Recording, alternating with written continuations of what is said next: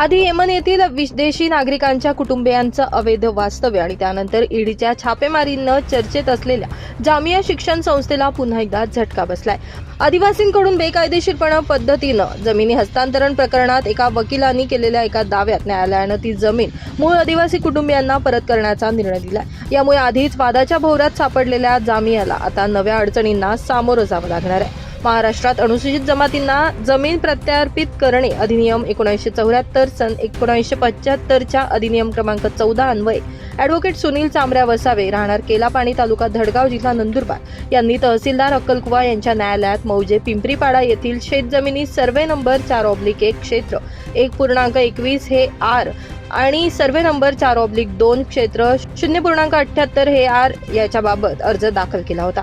या कायद्यान्वये 1 एप्रिल 1957 ते 6 जुलै 1974 दरम्यान आदिवासीपासून बिगर आदिवासींपर्यंत जमीन हस्तांतरणाचे व्यवहार रद्द करणे आणि जमीन मूळ आदिवासी किंवा त्यांच्या वारसांना परत देण्यासाठीच्या तरतुदी आहेत। याच तथ्यांच्या आधारे 28 नोव्हेंबर 2025 रोजी विनायक घुमरे अक्कलकुवा तहसीलदारांनी आदेश पारित करत या जमिनीवरील सर्व व्यवहार बेकायदेशीर ठरवत ही जमीन मूळ मालकांना परत करण्याचे आदेश पारित केलेत। ही जमीन रोडत्या गिंबा वसावे यांच्या मालकीची होती। आता त्यांच्या 2 वारसांना ही जमीन हस्तांतरित होणार आहे। तशा महसूल दरबारी अभिलेख दुरुस्ती करण्याचे आदेश या आदेशात नमूद करण्यात आले। या आदेशाविरोधात जामिया इस्लामिया इशातुल उलूम ट्रस्टला छत्रपती संभाजीनगर येथील महसूल न्यायाधिकरणाकडे अपील करण्याचा अधिकार आहे।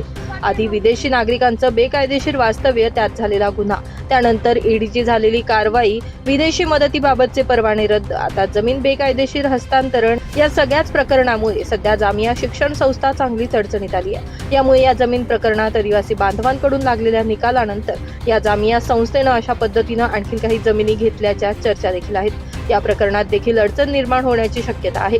याबाबत भाजप नेते किरीट सोमय्या हे देखील या संस्थेच्या विविध विषयांवर आरोप करतात। यामुळे जामिया प्रकरणात आता नेमकं काय घडतं याकडे सर्वांच्याच नजरा असणार आहेत। नमस्कार, माझं नाव सुनील वसावे। मी मूळचा मुक्काम केलापाणी पोस्ट तोरणमाळ तालुका धडगाव जिल्हा नंदुरबार येथील कायमचा रहिवासी आहे आणि वकिली व्यवसाय शहादा न्यायालयात म्हणजे कोर्टात वकिली व्यवसाय करतो। मी जामिया इस्लामिया अक्कलकुवा या इस्लामिया ट्रस्टच्या विरोधात मी अक्कलकुवा येथील इस्लामिया यांच्या विरोधामध्ये एक जी जमीन बेकायदेशीरपणे आदिवासी लोकांची जामिया इस्लामिया या संस्थाने बळकावली होती, त्या संदर्भात मी महाशय जिल्हाधिकारी यांच्याकडे एक तक्रार अर्ज दाखल केला होता। त्या तक्रार अर्जाच्या अनुषंगाने महाशय तहसीलदार साहेबांनी सदरचा जे तक्रार अर्ज आहे ह्याला महाशय तहसीलदार यांच्याकडे वर्ग केले आणि त्या ठिकाणी संपूर्ण अर्जाची सुनावणी झाली। याच्यामध्ये सामनेवाल्यांना देखील नोटिसा निघाल्या आणि ह्या ज्या मूळ आदिवासी आहेत, ज्यांचे मूळ वारस आहेत, त्यांना देखील महाशय तहसीलदार साहेबांनी नोटिसा काढल्या आणि त्या सगळ्यांची याच्या संस्थेशी विरोधामध्ये महाशय तहसीलदार यांच्याकडे संपूर्ण सुनावणी झाली आणि त्या सुनावणीच्या अनुषंगाने महाशय तहसीलदार यांनी असा निकाल दिलेला आहे की ही जी आदिवासी जमीन आहे, 2 गट नंबर आहे पिपरीपाडा येथील आदिवासी तालुका अक्कलकुवा जिल्हा नंदुरबार येथील पिपरीपाडा येथील गट नंबर 4/1 आणि 4/2 ह्या 2 क्षेत्र आहे। या दोन्ही क्षेत्राच्या जमिनी ज्या आहेत त्या मूळ आदिवासींच्या होत्या आणि सदरच्या मूळ आदिवासी समाजाच्या मिळकती आहे। या जामिया इस्लामिया या संस्थेने बेकायदेशीरपणे कुठलीही सरकारची योग्य ती परवानगी न घेता परस्पर बळकावल्या आणि त्याच्यामध्ये डॉक्युमेंटमध्ये फेराफार करून कुठलीही शासकीय योग्य ती परवानगी न घेता सदर डॉक्युमेंटमध्ये आणि याच्यामध्ये ढवळाढवळ करून तहसीलदार आपले मंडळाधिकारी तहसील आपले तलाठी यांच्याशी हात मिळवणी करून त्यांनी सदरचा फेरबदल करून घेतल्या आणि त्याच्यामध्ये अतिशय खूप मोठं त्यांनी शैक्षणिक म्हणा इतर काही याच्यामध्ये त्यांनी सदरचे मिळकतीमध्ये खूप मोठं इन्फ्रास्ट्रक्चर उभं केलं आणि त्यामध्ये त्यांनी त्यांचे धार्मिक पद्धतीचं जे शिक्षण आहे त्या पद्धतीने चालू आहे। सरकारची कुठलीही परवानगी नाही। कुठल्याही आदिवासी समाजाच्या जे जमिनी आहेत त्या ताब्यात घेण्यासाठी योग्य ती प्रोसिजर करावी लागते, ती कुठलीही प्रोसिजर त्यांनी फॉलो केलेली नाही। म्हणून समस्त आदिवासी बांधवांच्या वतीने मी एक तक्रारदार म्हणून त्या ठिकाणी अर्ज दाखल केलेला होता।